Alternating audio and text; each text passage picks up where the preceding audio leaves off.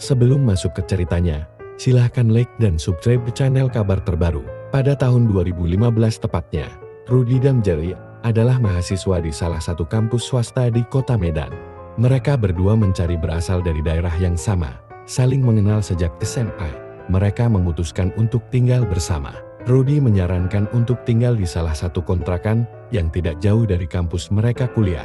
Jerry setuju dengan saran itu.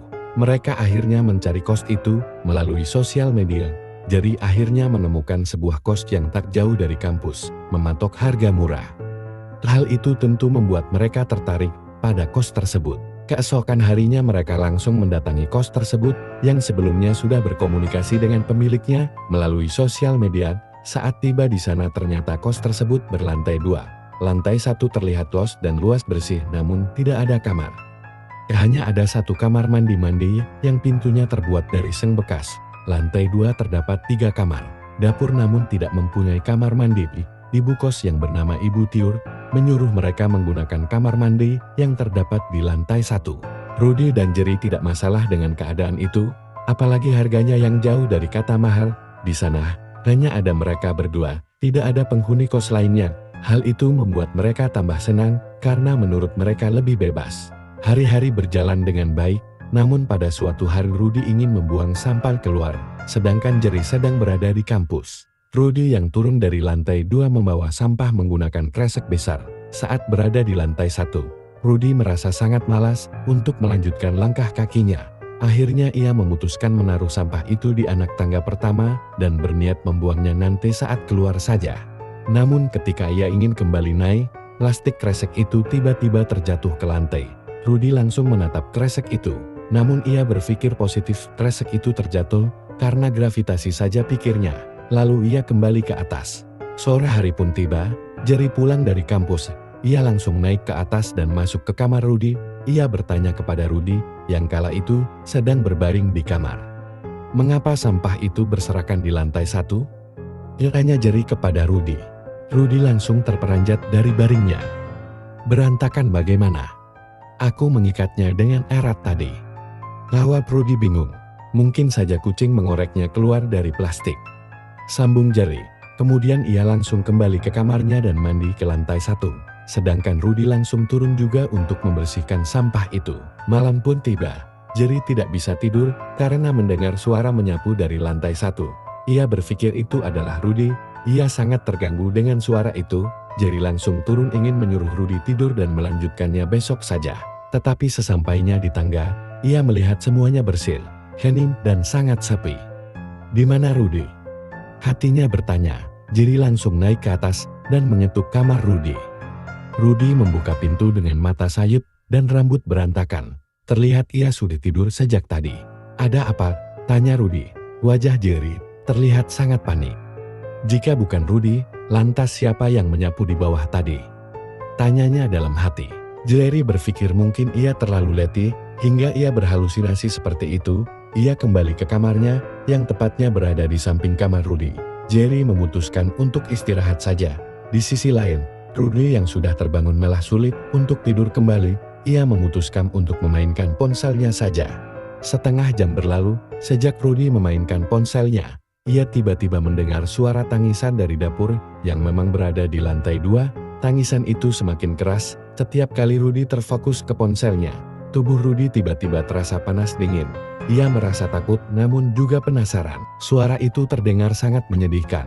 Terdengar seperti suara gadis. Rudy memberanikan diri untuk melihat siapa gerangan yang menangis itu. Selangkah demi selangkah kakinya, semakin dekat ke sumber suara, semakin mengecil suara itu. Saat tiba di dapur, alangkah terkejutnya, ia melihat tidak ada orang di dapur dan dapur yang tadinya berantakan kini sudah sangat bersih. Namun aromanya seperti kuntuman bunga.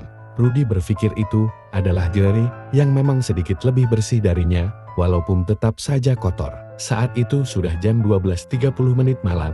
Rudy memutuskan untuk memaksakan tidur. Ia berpikir untuk bertanya pada Jerry besok hari saja. Keesokan harinya adalah hari Sabtu. Hari itu sudah hampir sebulan mereka tinggal di sana. Jerry, apa kamu membersihkan dapur tadi malam?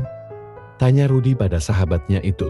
Jerry terlihat kebingungan dengan pertanyaan itu, yang ia tahu bahwa Il yang mendengar Rudy menyapu malam itu. Bukankah kamu yang menyapu tadi malam? Tanya Jerry kembali. Wajah Rudy semakin terlihat panik mendengar pertanyaan itu. Ia merasa ada yang tidak beres dengan rumah kos itu.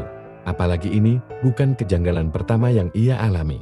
Aku merasa ada yang tidak beres dengan rumah ini, Jerry. Ucap Rudy tegas.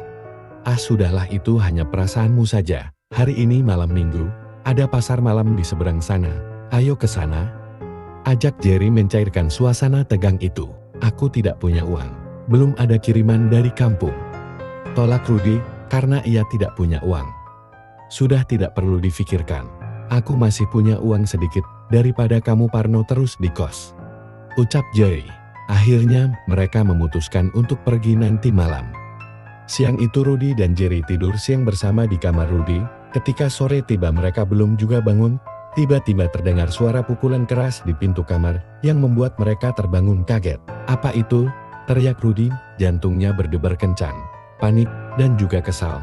Namun mereka berdua kaget melihat sekeliling sudah gelap dan lampu masih dalam keadaan mati. Mereka terkejut ternyata sudah jam 6.30 malam. Ayo mandi. Kita makan di pasar malam saja. Biar otak kita makin fresh. Aku baru saja bermimpi ada seorang perempuan marah di depan kamarmu. Ujar Jerry menceritakan mimpi singkatnya. Tanpa bertanya apa-apa, Rudy langsung turun dan mandi dengan rasa takut seakan ada yang memperhatikannya.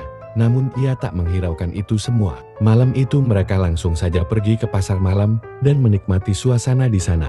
Sesaat mereka melupakan apa yang akhir-akhir ini terjadi di kos. Akhirnya mereka pulang jam 2 dini hari dengan keadaan ngantuk dan kenyang. Sesampainya di kos, Rudy ternyata sudah sejak tadi menahan ingin buang air kecil. Ia meminta agar Jerry menunggu di tangga dan ia buang air kecil ke kamar mandi. Namun, Rudy amat ngantuk serta kebelet ia memutuskan untuk buang air kecil di pintu kamar mandi yang terbuat dari seng bekas. Tiba-tiba pintu kamar mandi yang terbuat dari seng bekas itu seakan ditendang keras dari dalam. Rudy, yang berdiri kencing di depannya, langsung lari keluar kos. Begitupun dengan Jerry. Malam itu, mereka berdua pergi ke kos temannya Jerry untuk menginap semalaman.